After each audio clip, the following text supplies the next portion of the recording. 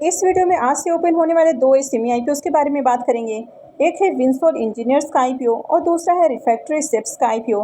तो चलिए देखते हैं कि आईपीओ डे वन में आज कितना सब्सक्राइब हुआ है। आईपीओ का ग्रे मार्केट में प्रीमियम किस प्राइस के ऊपर ट्रेड कर रहा है, आईपीओ से कितना प्रॉफिट हो सकता है। तो चलिए वीडियो को शुरू करते हैं। लेकिन इससे पहले कि मैं वीडियो को शुरू करूं, अगर आप इस चैनल पर पहली बार विजिट कर रहे हैं या फिर आपने चैनल अब तक सब्सक्राइब नहीं किया है तो चैनल को सब्सक्राइब कर लें और वीडियो को भी लाइक कर दें। पहले बात कर लेते हैं विंसोल इंजीनियर्स आईपीओ के बारे में। तो आईपीओ आज ही ओपन हुआ था और ये 9 मई को क्लोज होने वाला है। फेस वैल्यू 10 रुपये पर शेयर है। बुकिंग प्राइस 75 रुपीज़ है और आईपीओ में 1600 शेयर्स का लॉट रखा गया है। आईपीओ के साइज को देखें तो आईपीओ 23.36 करोड़ का है। तो चलिए देखते हैं कि आईपीओ आज डे वन में कितना सब्सक्राइब हुआ है। विंसोल इंजीनियर्स आईपीओ के डे वन के सब्सक्रिप्शन को देखें तो पहले दिन ही आईपीओ 31.53 टाइम्स सब्सक्राइब होते हुए देखने को मिला है। QIP पोर्शन में भी देखें तो आईपीओ पहले दिन ही फुल्ली सब्सक्राइब होते हुए देखने को मिला और आईपीओ 1.13 टाइम्स सब्सक्राइब किया गया है। HNI पोर्शन में आईपीओ को 22.53 टाइम और रिटेल पोर्शन में आईपीओ 52.82 टाइम्स सब्सक्राइब किया गया है। तो यहाँ पर भी देखें तो डे वन में ही आईपीओ में खूब एप्लीकेशंस लगे हैं और हर पोर्शन के अंदर डिमांड आपको देखने को मिली है। तो यहाँ पर भी देखें तो यहाँ पर भी काफ़ी शानदार डिमांड आपको देखने को मिल रही है। अगर रिटेलर्स की ओर से लगने वाले एप्लीकेशंस को देखें तो रिटेलर्स की ओर से पहले दिन ही आईपीओ में 34,177 एप्लीकेशंस लग चुके हैं। अब इस आईपीओ में डिमांड के पीछे का कारण है कि ये जो कंपनी है ये सोलर और विंड पावर जनरेशन के इंस्टॉलेशन, इनके मेंटेनेंस और साथ ही जो मटेरियल है तो इनके सप्लाई के बिजनेस में देखने को मिल जाती है। अब यहाँ पर कंपनी छोटी देखने को मिल रही है, लेकिन अगर इसके ऑर्डर बुक को देखें तो इसका ऑर्डर बुक भी काफ़ी शानदार देखने को मिलता है। यानी कि कंपनी के अभी भी अनएग्जीक्यूटेड ऑर्डर बुक को देखें तो 9,837 लाख का ऑर्डर अभी भी आपको पेंडिंग देखने को मिलता है। और इस तरह के जो बिजनेसेस हैं तो इनको गवर्नमेंट की ओर से भी कई तरह के सब्सिडी वगैरह मिलते हुए देखने को मिलते हैं और गवर्नमेंट भी इनको काफ़ी सपोर्ट कर रही है। तो आने वाले समय में इस तरह के जो बिजनेसेस हैं इनमें काफ़ी ज़्यादा ग्रोथ अपॉर्चुनिटी है। तो इसी कारण देखें तो इसकी भी मार्केट के अंदर काफ़ी अच्छी डिमांड आपको देखने को मिल रही है। इसके भी फाइनेंशियल को देखें तो इसके फाइनेंशियल भी काफ़ी शानदार देखने को मिलते हैं। तो कंपनी के एसेट और रेवेन्यू के अंदर देखें तो ईयर ऑन ईयर ग्रोथ है। कंपनी के प्रॉफिट को भी देखें तो फाइनेंशियल इसमें कंपनी का प्रॉफिट जहाँ 49 लाख देखने को मिल रहा है, वो अभी करेंट फाइनेंशियल ईयर में देखें तो 677 लाख से भी ज़्यादा हो जाता है। तो कंपनी ईयर ऑन ईयर काफ़ी अच्छे प्रॉफिट बनाते हुए देखने को मिल रही है। कंपनी के नेटवर्थ को भी देखें तो ये भी आपको बढ़ते हुए देखने को मिला है और कंपनी के रिजर्व को भी देखें तो कंपनी के रिजर्व के अंदर भी ग्रोथ है। और अगर कंपनी के बोरोइंग्स को देखें तो कंपनी के ऊपर बहुत हेवी डेट आपको देखने को नहीं मिल रहा है। कंपनी के पास अच्छा खासा रिजर्व है और कंपनी अच्छे प्रॉफिट भी बनाते हुए देखने को मिल रही है। तो ओवरऑल जो कंपनी के फाइनेंशियल है वो भी काफ़ी बढ़िया है।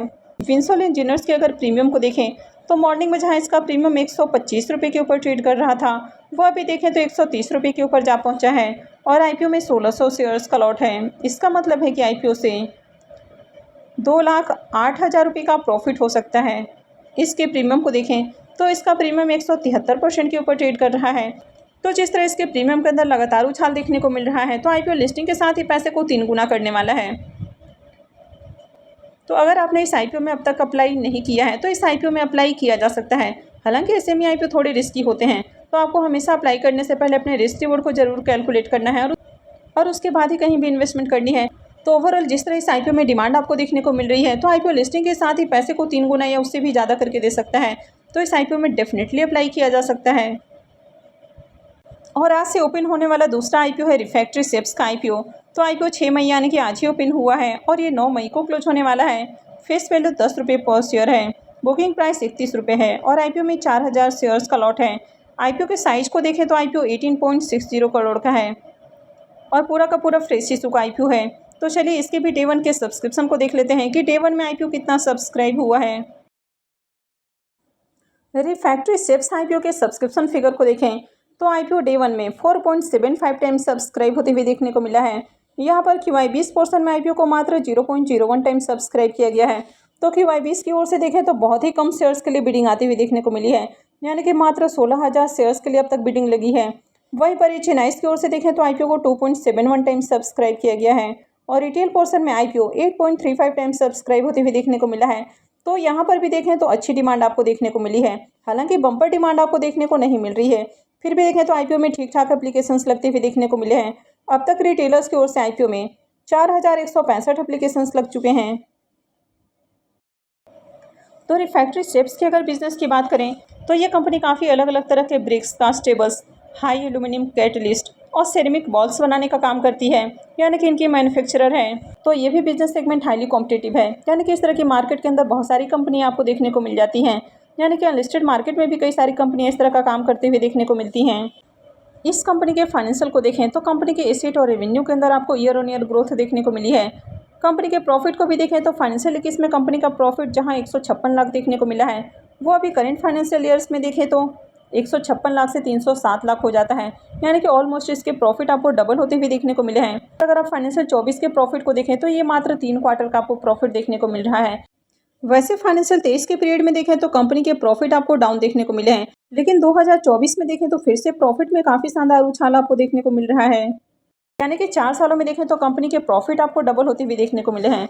वहीं अगर कंपनी के नेटवर्थ को देखें तो नेटवर्थ आपको डाउन देखने को मिल रहा है, यानी कि पिछले साल जहां इसका नेटवर्थ 1668 लाख देखने को मिला, वो अभी 396 लाख देखने को मिल रहा है। कंपनी के रिजर्व को भी देखें तो कंपनी के रिजर्व भी आपको डाउन देखने को मिल रहे हैं। अब यहाँ पर देखें तो कंपनी का जो नेटवर्थ है और कंपनी के जो रिजर्व आपको देखने को मिल रहे हैं, ये दोनों ही सेम नंबर यहाँ पर दिखाए गए हैं। तो कई सारे जो एसएमई आईपीओस अपने फाइनेंशियल पेश करते हैं, वो भी काफ़ी आपको मैनिपुलेटेड देखने को मिलते हैं।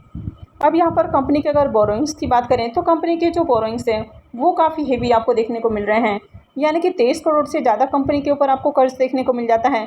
तो कंपनी के ऊपर कर्ज काफ़ी ज़्यादा है, क्योंकि कंपनी के पास देखें तो ज़्यादा रिजर्व देखने को नहीं मिलता है, और कंपनी के जो प्रॉफिट है वो भी कंपनी काफ़ी कम बनाते हुए देखने को मिल रही है।